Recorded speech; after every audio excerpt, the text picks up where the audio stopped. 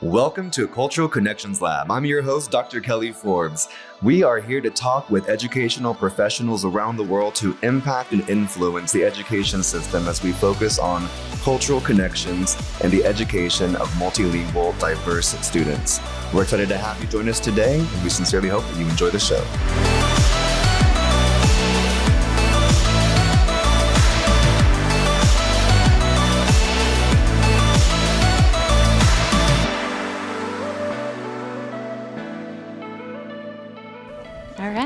Hi, Kelly. Hey, I am so excited to be with both of you doing this. And so thank you for volunteering to come by and chat for a little bit.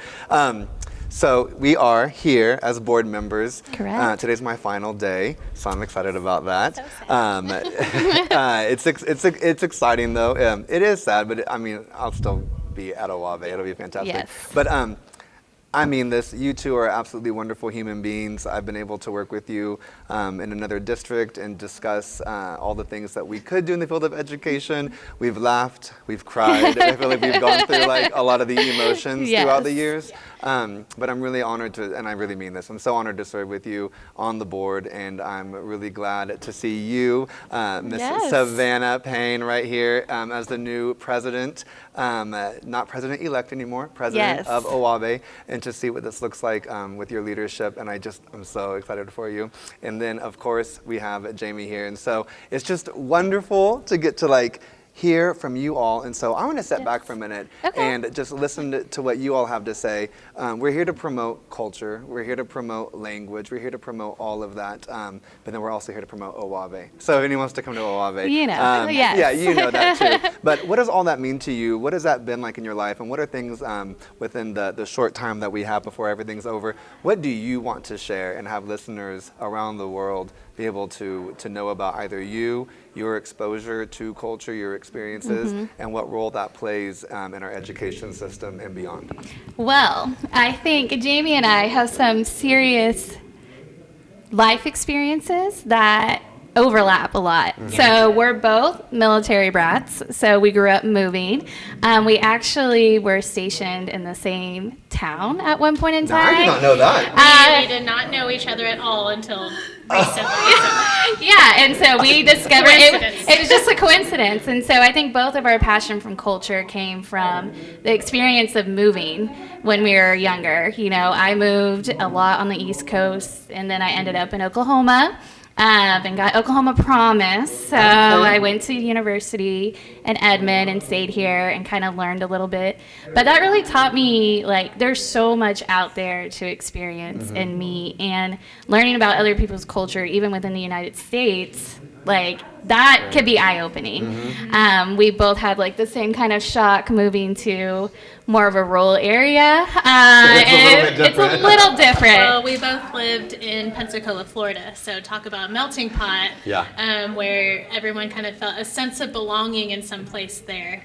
So then the rural areas has just, for me personally, growing up Filipino or half Filipino, I can blend in many different cultures, but moving from Florida to a small town in Arkansas to a small town in Oklahoma, everywhere I lived, people kind of categorized me as something else. So really having to find that identity as I went and being comfortable in who I was now in my adult life, I think has really put me in the position I am now. Wow, I can imagine. So whenever you were in Pensacola, it wasn't necessarily that same vibe and feel, but then whenever you were here, what I'm hearing is you felt distinguished, apart from or othered, perhaps.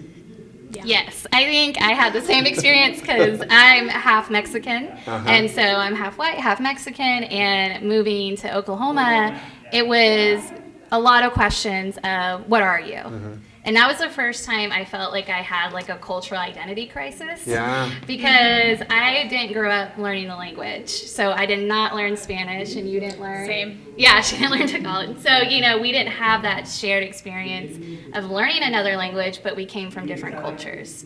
So I think that gave a huge impact for me, especially working with long-term English language learners who are struggling with that cultural identity, because they might have receptive bilingualism, right? They can understand, they can they get the chisme, like they kind of know what's going on, but they don't have the academic language to participate even in Spanish, right? And so I really connected with students like that and how they really needed to value their cultural importance, and their cultural identity did matter even if they weren't fluent speakers of another 100%. language. Yeah, and for me, in the role I play now, I see my mom a lot in the students.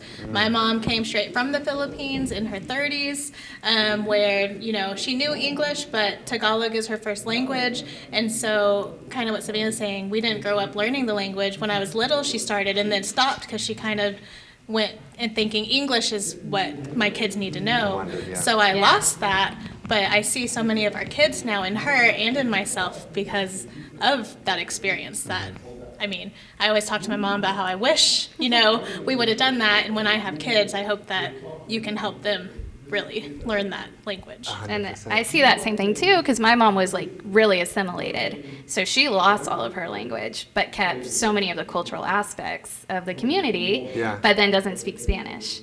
And so it just really, I could see how hard that was on her family later in life when they were trying to reconnect back to their roots, realizing like how much did we miss. And so for us, like that's what made us really passionate about showing students like your culture is important, your identity matters, and you need to be valued. Denise Soler Cox had an episode on here, and you might remember her from La Inye, or from Inye, Project Inye. I said La Inye, Project Inye. Yes. Anyhow, and she, you know, had a similar experience. So she was saying like, ni de aquí, ni de allá. Like I'm not from here or from there, right? But it was really interesting, like, you know, I've known both of you, and I feel like we've had these conversations, but like really never like this necessarily. So this was fun for me also. But so maybe you two didn't go through an experience of learning or being bilingual, right? But you went through an experience that was similar in the aspect that something was taken away. And so I want to hear from you. My grandmother, Kiki, I love her. Shout out to my Kiki, Kiki and Papa. But Kiki grew up, you know, praying in German and reading the German Bible with her grandmother. And then as she continued forward, you know, the education system didn't support that. So then she ended up therefore losing it, which means then I did too. Now I don't have that first degree connection to losing it, but I wish I had that, right? But that seems like a much more personal experience and a 1 degree off situation with you all, with your parents. Do you want to, anything you feel comfortable sharing about that our listeners might be able to, like, you know, take away from these experiences? I mean, I think for me, it was hearing people tell my mom that she wasn't Mexican. And so, and, you know, her having a Mexican last name, she's like one of 11, like grew up in Colorado in a really predominantly Hispanic neighborhood, and then being told several times, like, well, you're not Mexican, you don't speak Spanish. And then for her family to take that on as an identity and then saying like, well, we're not we're not Mexican. Wow. And so for me, that was heartbreaking. And then actually I saw Project Enye, Awabe did it. Yes, and that's where I saw it. And that was the first time I really felt connected to something that I explained like how I felt about it. And then also learning about like Chicana movement and Chicana art like really taught me a lot about like the passion people have of being Mexican American. And even that's kind of controversy right now. But like it was shocking to me to see that, and then to tell my relatives like, oh yeah, I'm a bilingual, like I'm an ESL teacher, and they're like, what? You know, like they couldn't believe it. My grandma, who speaks Spanish, you know, she was just shocked. She was like, but how do you do it? And I was like, what do you mean? How do I do it?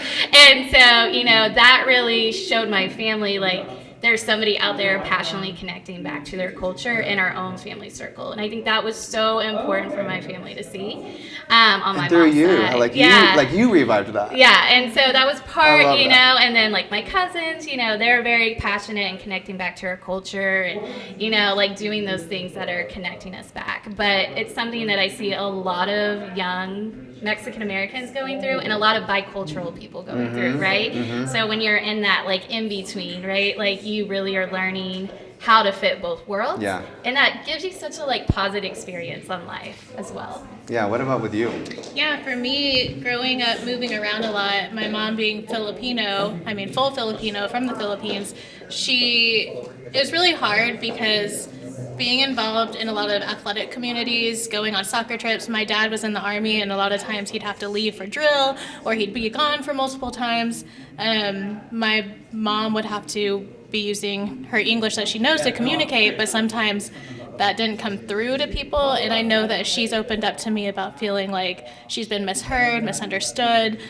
They're just kind of feeling less than what she was, because when she moved from the Philippines, she had her degree. She actually moved to Germany first, where then she ran like this college on base, so she was like this high and mighty profession. And then when she moved here, none of that transferred. Right. And having to move and pick up all the time, she just had to find like daycare jobs, things that she could get when we moved to the next place. And so for her, it just became really difficult with keeping up with the language when my dad was away, really trying to fit in for us. But then a little bit later in life, when she started opening up about it, we kind of reflected on, no matter where we lived, even though she came from somewhere else, we always found that pocket of Filipinos. Yeah. She has always been the glue to the Filipino communities in New York, in Florida, Arkansas, Oklahoma. Yeah. They actually recently just moved to Oklahoma City, and she was here for like a month and already was going to parties. And so just seeing my mom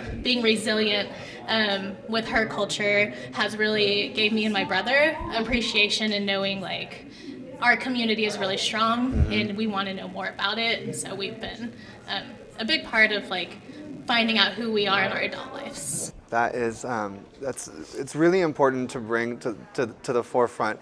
With other people that we've been talking to, it's just so good to be vulnerable and be like, there are things that I have experienced and gone through in my life that are not the same things that you have, but that's where we try to find some sympathy and some empathy and some understanding and things like that.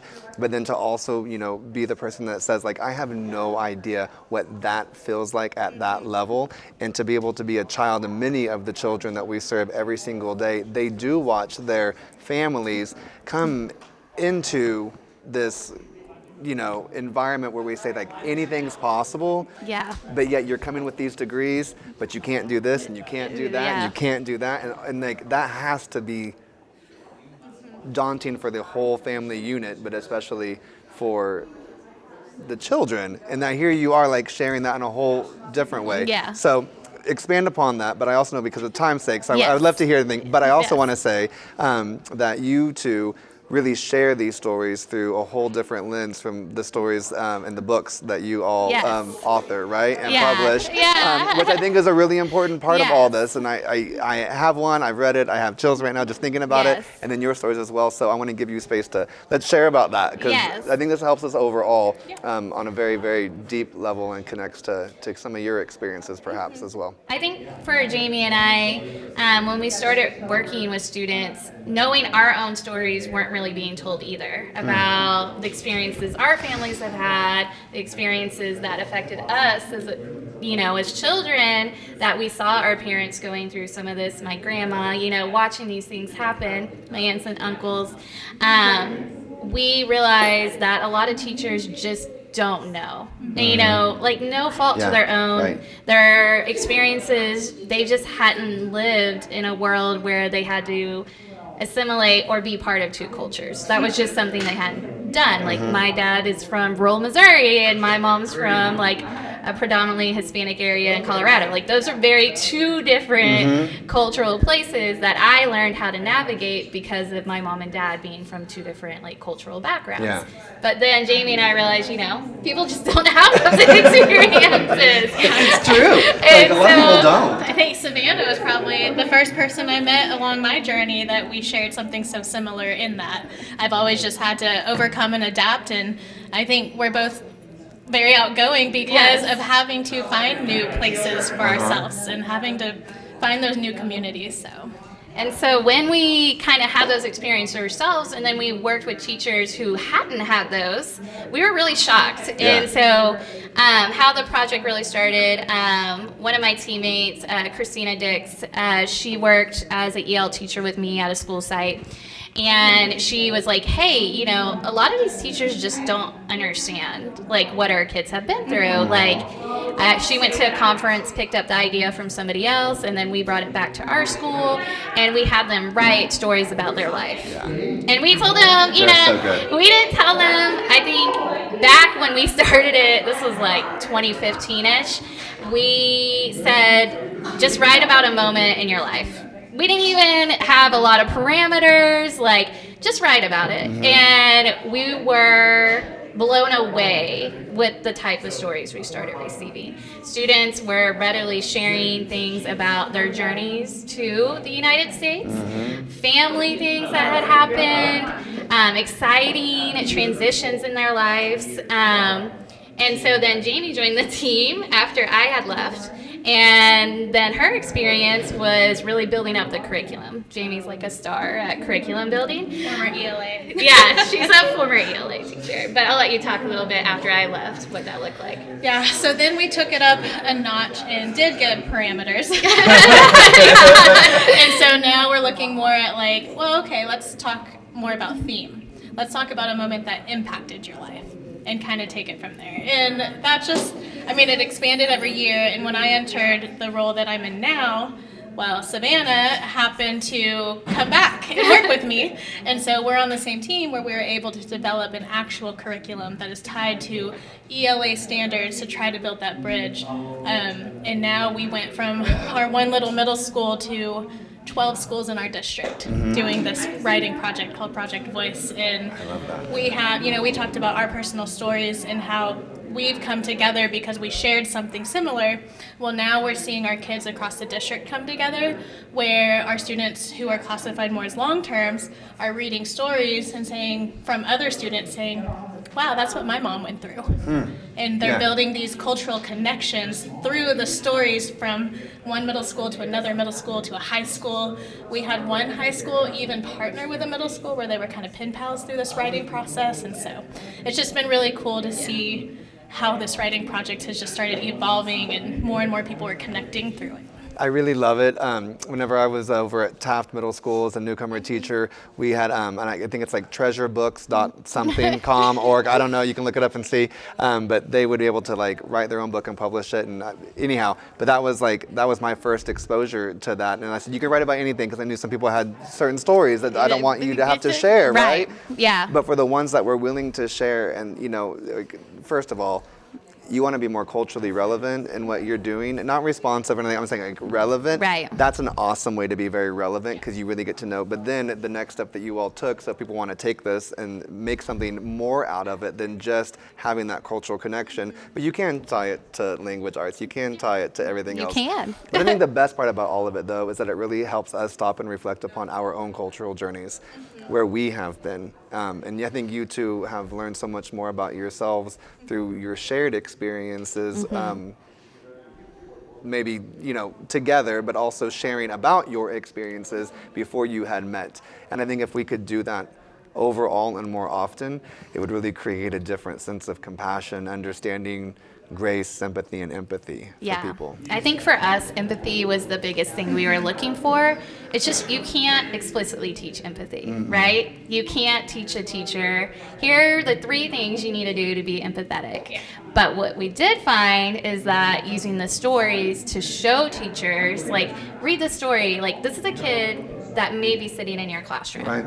That showed them the avenues to become empathetic is what we started to see. Or it might even be a teacher that you're working with that have that experience that you don't know yet. Exactly. Even have that. Yeah, we actually have had a lot of teachers start opening up about their stories. And I think we would like to, maybe in the next volume, have teachers an option for them to share their stories in the book as well, so the students can kind of see a little bit, both of them. And we do encourage the teachers doing the project to share their story, or a story of vulnerability, because that helps build that relationship and opens vulnerability in their students. Especially whenever you get to learn from each other.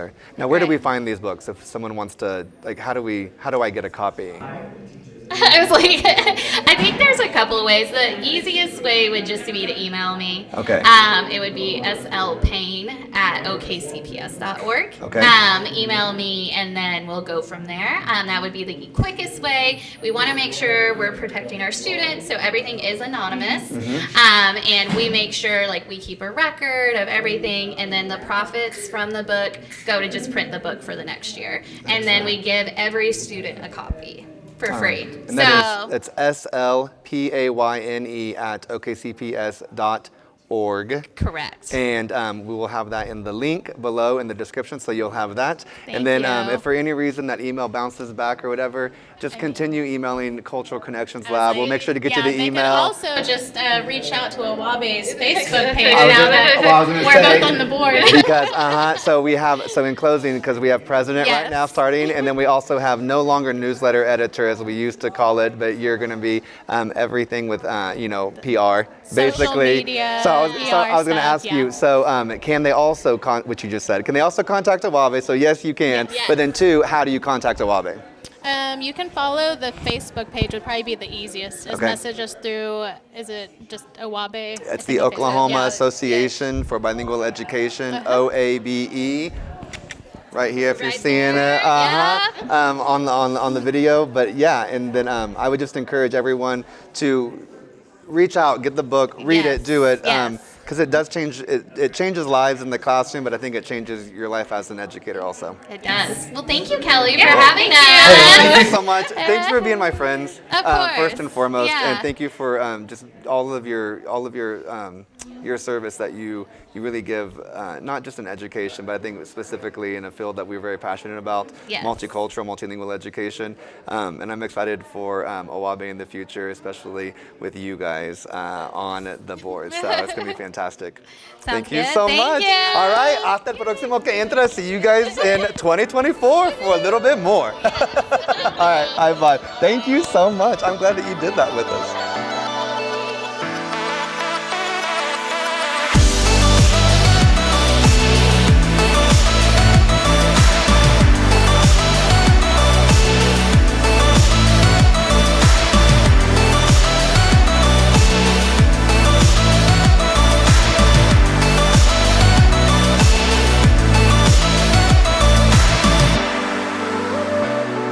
Thank you for joining us today. Don't forget to like, follow, and subscribe. Adios.